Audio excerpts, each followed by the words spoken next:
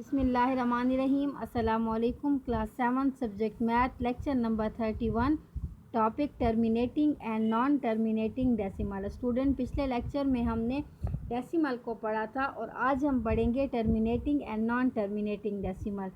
तो देखें, terminating decimals, a decimal in which the number of digits after the decimal point is finite is called a terminating decimal.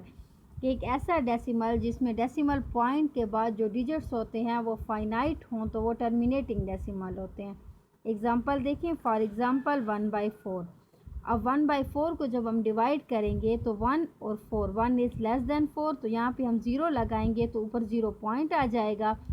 अब ये हमारे पास 10 बन गया तो 4 2s are 8, 10 माइनस 8 2, दोबारा 0 बढ़ाएंगे 20 बन जाएगा, 4 5s are 20।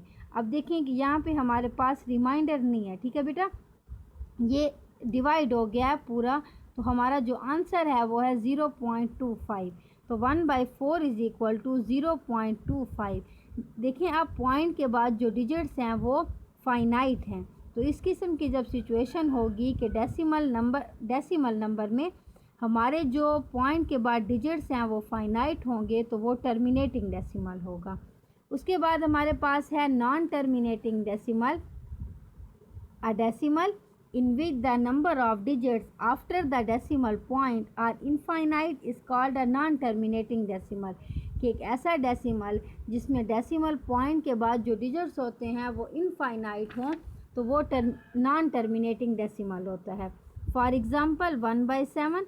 अब आप देखिए बेटा, 1 इज़ लेस देन 7, सो हम यहाँ पे 0 बढ़ाएंगे, ये 10 बन जाएगा, तो यहाँ पे 0 पॉइंट आ जाएगा। 7 1s are 7, 10 माइनस 7 3, दोबारा 0 बढ़ाएंगे 30 बन जाएगा। 7 4s are 28, उसके बाद सब्ट्रैक्ट करेंगे, 3 में से 0 को कैरी देंगे तो ये 10 बन जाएगा, यहाँ 2 रह जाएगा, 10 माइनस 8 2, दोबारा 0 बढ़ाएंगे 20 बन जाएगा।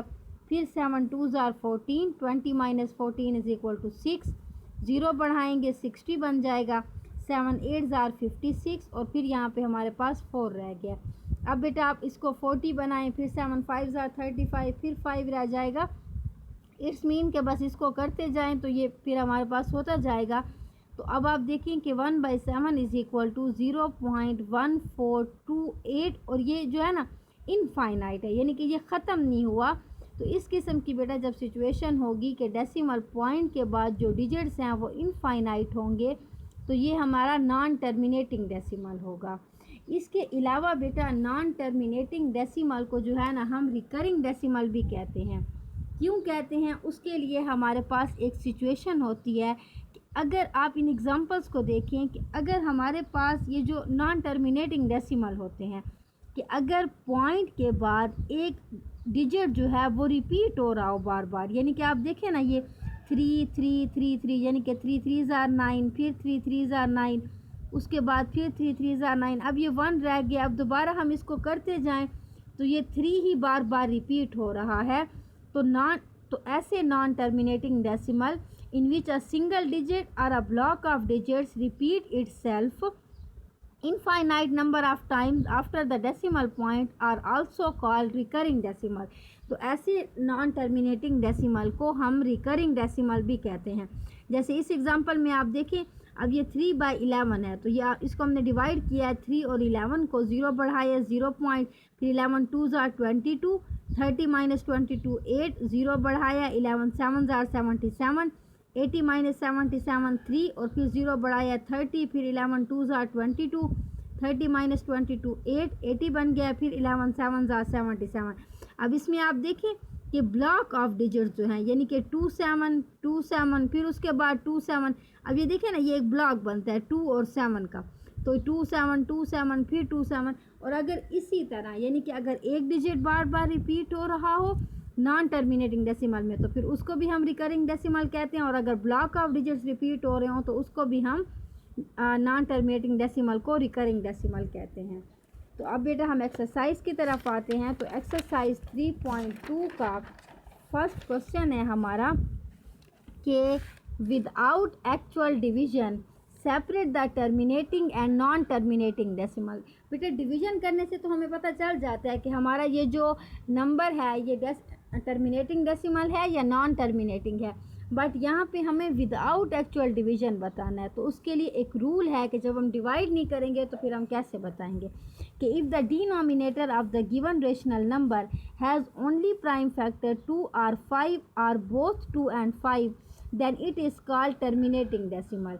वो कहते हैं कि जो भी रेशनल नंबर हमारे पास होगा, अगर उस रेशनल नंबर का डिनोमिनेटर जो है उस डिनोमिनेटर के फैक्टर्स जो हैं वो 2 होंगे, 5 या फिर 2 और 5 दोनों होंगे, तो फिर वो रेशनल नंबर जो है वो टर्मिनेटिंग डेसिमल होगा, अदरवाइज़ फिर वो नॉन टर्मिनेटिंग डेसिमल होगा।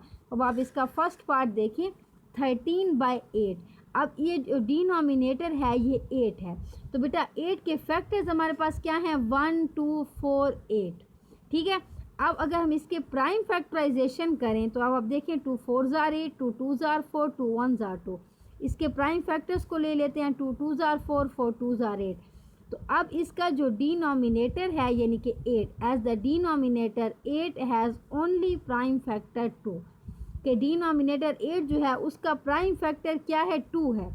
तो 13/8 इज़ टर्मिनेटिंग डेसिमल, कि ऐसे डेसिमल के जिनका डिनोमिनेटर जो है उसका प्राइम फैक्टर जो है वो 2 हो, 5 हो या 2 और 5 दोनों हों, तो ऐसे डेसिमल टर्मिनेटिंग डेसिमल होंगे।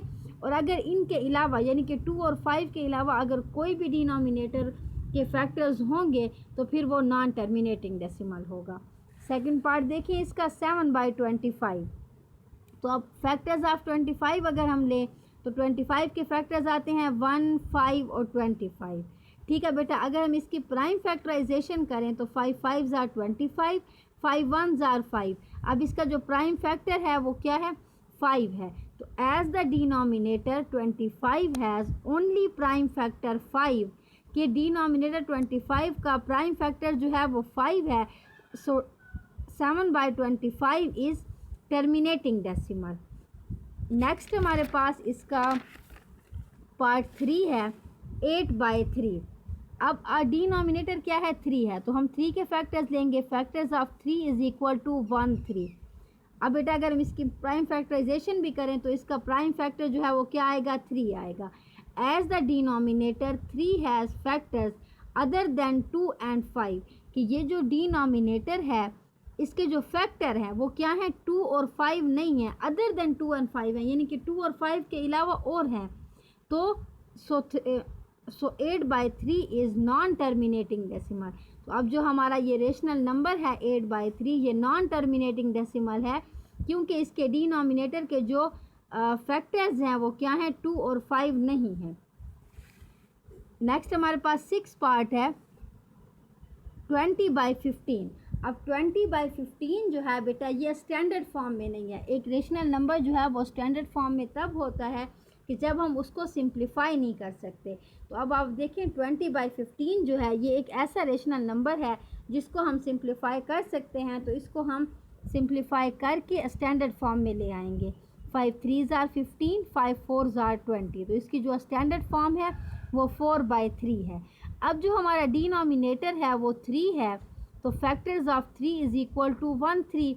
वही प्रोसेस है जो हमने पीछे थर्ड पार्ट में किया है। अब आप देखें कि as the denominator 3 has prime factors other than 2 and 5, कि अब डिनोमिनेटर के जो फैक्टर हैं वो 2 और 5 नहीं है, अदर देन 2 and 5 हैं। सो 20/15 इज़ नॉन टर्मिनेटिंग डेसिमल। तो ये जो 20/15 है ये नॉन टर्मिनेटिंग डेसिमल है। तो बेटा आपने इस चीज़ का ख्याल रखना है कि अगर आपका क्वेश्चन स्टैंडर्ड फॉर्म में है तो फिर आप उसके डिनोमिनेटर्स के फैक्टर्स ले लें, और अगर उस फैक्टर जो है वो 2 और 5 हैं तो वो फिर टर्मिनेटिंग डेसिमल होगा, और अगर वो अदर देन 2 and 5 हैं तो वो फिर नॉन टर्मिनेटिंग डेसिमल होगा। अब आप देखें कि क्वेश्चन नंबर 1 के 4 पार्ट्स मैंने आपको करा दिए हैं। इसका 4th पार्ट, 5th पार्ट और 7 और 8 पार्ट ये जो है इनको आपने खुद करना है, ठीक है बेटा।